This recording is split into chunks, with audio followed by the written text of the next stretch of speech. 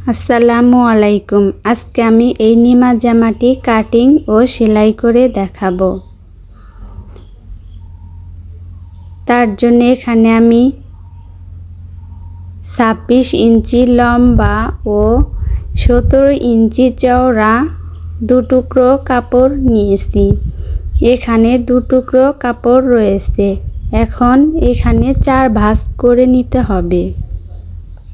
এভাবে এখানে দেখুন 4টি পার্ট রয়েছে।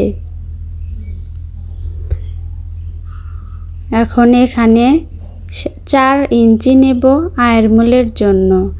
আপনারা আপনাদের মেজারমেন্ট অনুযায়ী নেবেন এবং এই পাশে নেব 2 ইঞ্চি। 2 ইঞ্চি নিয়ে এখানে একটি বক্স করে নিব। আপনারা কিন্তু আপনাদের মেজারমেন্ট অনুযায়ী আয়ারমোলের মাপটি নিয়ে নেবেন। এখন এইখানে একটি শেপ দিয়ে দিব। মার্জিন অনুযায়ী কাটিং করে নিব।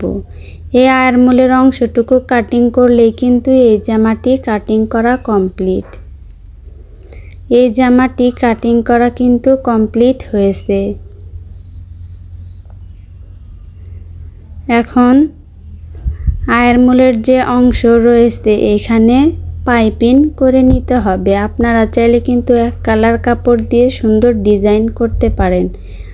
আমি এখানে 1 ইঞ্চি চওড়া কাপড় এখানে বসিয়ে বরাবর একটি সেলাই দিয়ে দিব। দেখুন 2 সাইডে কিন্তু কাপড়গুলো লাগিয়ে নিয়েছি। এখন দেখুন 2 পাশেই জয়েন দিয়ে দিয়েছি। এখন এখানে একটি ভাঁজ দিয়ে আরও একটি ভাঁজ দিয়ে এখন বরাবর একটি সেলাই দিতে হবে। 2 পাশেই সেলাই দেয়া কিন্তু কমপ্লিট। আপনারা চাইলে কিন্তু এখানে এক কালার কাপড় দিয়েও পাইপিংগুলো করে নিতে পারেন, তাহলে দেখতে আরও অনেক সুন্দর হবে। এভাবে কিন্তু 2 পাশেই এভাবে পাইপিং করে নিতে হবে। এখন এই উল্টা পাশ করে এখানে যেহেতু পায়ের সাইড না থাকলে এভাবে এখানে একটি চিকন করে ভাঁজ দিয়ে আরও একটি মোটা করে ভাঁজ দিয়ে সেলাই দিতাম। যেহেতু পায়ের সাইড এখানে একটি মোটা করে ভাঁজ দিয়ে এখানে একটি মোটা করে ভাঁজ দিয়ে এর উপরে একটি সেলাই করে নিব। এখানে সেলাইটি করা কমপ্লিট। এখন এখানে আমি এক টুকরা কাপড় নিয়েছি। কাপড়টি 2 ইঞ্চি চওড়া ও এখানে এই কাপড়টি 45.5 ইঞ্চি লম্বা নিয়েছি। এখন এই কাপড়টি দিয়ে একটি চিকন ফিতা তৈরি করে নিতে হবে। এভাবে ভাঁজ করে এর উপর একটি সেলাই করে নিতে হবে। ফিতাটি তৈরি করা কিন্তু কমপ্লিট। এখন সেফটি পিনের সাহায্যে এই ফিতাটি লাগিয়ে নিতে হবে। এখন আমি এই ফিতাটি এখানে লাগিয়ে নিব।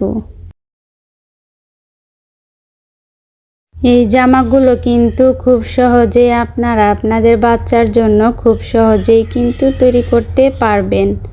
দেখতেও কিন্তু খুবই সুন্দর এবং গরমের মধ্যে পরতে খুবই আরামদায়ক। এই ফিতাটি লাগানো কমপ্লিট হয়েছে। এভাবে কিন্তু আরও একটি পার্ট তৈরি করে নিতে হবে। এখন এই জামাটি ফিতার মাঝখানে নিয়ে নিব। এভাবে আস্তে আস্তে ফিতার মাঝখানে নিয়ে নিব। এই সাইড বানানো কমপ্লিট। এভাবে আরও একটি পার্ট তৈরি করে নিব। এখানে একটি পার্ট সোজা সাইডে রেখে আরও একটি পার্ট সোজা সাইডে ভালোভাবে মিল করে এখানে ভালোভাবে মিল করে রেখে এইখানে এই সাইডে এ বরাবর একটি সেলাই করতে হবে।